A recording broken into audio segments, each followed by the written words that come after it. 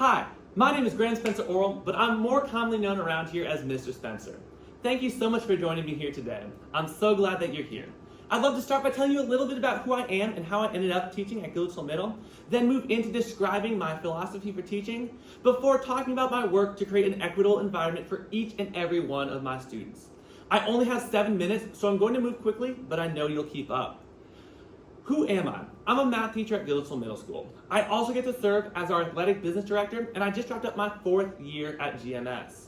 A little about my path to GMS: I was born and raised in Northampton, Massachusetts, home of the graham cracker. My mom taught middle school for 26 years. Not only did she teach middle school, she taught at my middle school. I always said I would never teach, and if I did end up teaching, it would absolutely not be middle school. I studied business at Belmont before working at LIST headquarters. I love the way that these organizations were rooted in our community, but I wanted to make a difference. Teaching was the perfect fit.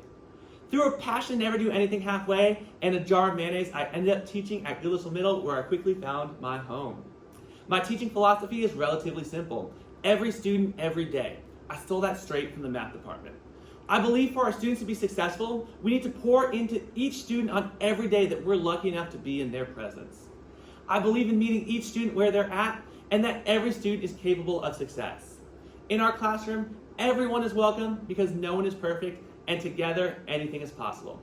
I borrowed that too from a member of our community, but I adapted it for our classroom. I believe in creating an equitable environment in our school and in our community. The biggest aspect is equipping our students and family with essential resources. At the start of the COVID-19 pandemic, I helped distribute food weekly at Antioch High and McGavick. I also worked to distribute food to families at our school in need. As the strangest school year ever started, I delivered school supplies and laptops to many students, whether they were on my rosters or not. I now know the Gillisville-Madison area like it was my own hometown. There's not a street I haven't been down. I also provided tech support at students' homes and brought computers to MMPS sites when additional support was needed. I also got to reverse trick-or-treat with 2 awesome members of my team, where we went to each of our students' houses on Halloween to distribute a goodie bag, since many students expressed sadness not being able to trick-or-treat this year. We also kept them generic enough not to be explicitly tied to Halloween for those of our students who don't celebrate Halloween. I was also told that I should include mention of my drawer of feminine products. Apparently not every male teacher keeps a drawer stocked of feminine products available for their students. It is important to me that our students feel accepted in their bodies and not ashamed of anything that is normal. I organize quarterly parent meetings to help keep families informed of upcoming changes and stay updated with what their scholars were learning about. I made sure to secure a translator for these events and record them for families who could not make it to the scheduled times. But perhaps what I'm most proud about is my recorded synchronous lessons. I recorded unique synchronous lessons for students who were not able to attend their scheduled live synchronous class. It was important to me that they felt included, and not as if they were just watching something that they had missed. To this accord, I also hosted small group meetings in the evenings to support students who were not available during school hours. Lastly, I ensured that lessons were available an hour and a half before school hours, as I had multiple students who would start promptly at 8 a.m. since they had friends or siblings who were on the elementary schedule. More than ever, our students need regular social and emotional learning. I strive to embed social and emotional learning in every lesson we had. Our math classes included regular SEL activities, drawing, writing time, SEL lessons, and connections to life events. One of the things I am the gladdest that I did this year was host a live class during the tornado warning we had while we were still completely virtual. It was important to me to be there for my students, some of whom were at home alone at the time. I made sure to keep students aware of the ever-changing situations and provided safety instructions. Not to worry, we did not cover any academics, and they all knew the session was completely optional. We were just there to make sure everyone was safe.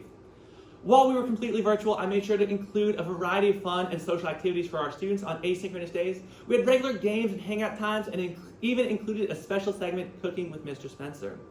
Our class includes regular brain breaks and self-reflections, as well as seeking and providing feedback. My students know my room, or my virtual room, is a safe place, and I'm always available for check-ins. As I noticed the need for it, I embraced the awkwardness of coaching peer-to-peer interactions. I've loved getting to see friendships develop from what could have been some potentially offensive situations that we reworded to create wonderful peer-to-peer learning opportunities. These have included conversations about race and gender. One of my favorite conversations stemmed from a rainbow pin on a student's backpack, which led to an age-appropriate dialogue about the LGBTQ community. The student was even able to inform me of some recent news in the community that I was unaware of. These 2 students, who moments ago were potentially going to spar because of the way questions were being asked, became best friends. Outside school hours, I can regularly be found at the events my students are participating in. Whether it is a soccer game, a dance competition, or an art show, I want my students to know that they are loved and supported. The scariest moment, though, was watching one of my 8th graders crash his car coming out of turn 4 in the final 2 laps of a race.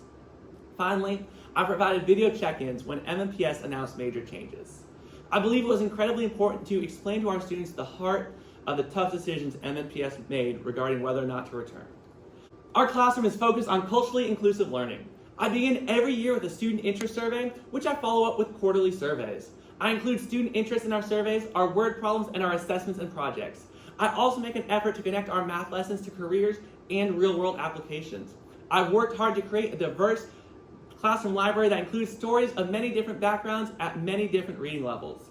We also regularly include current or historical events in all of our lessons, including different viewpoints in a respectful manner. Finally, our classes revolve around critical thinking. It's important that we not only understand the facts and the processes, but also the why. As we wrap up our time together today, I want to thank you so much for joining me today. I'd like to close with the wise words of MMPS educator Clay Welch. Do what's best for students. And I do this because every student, every day. Every student, every day. We cannot exceed the needs of each and every one of our learners if we do not start with an equitable classroom.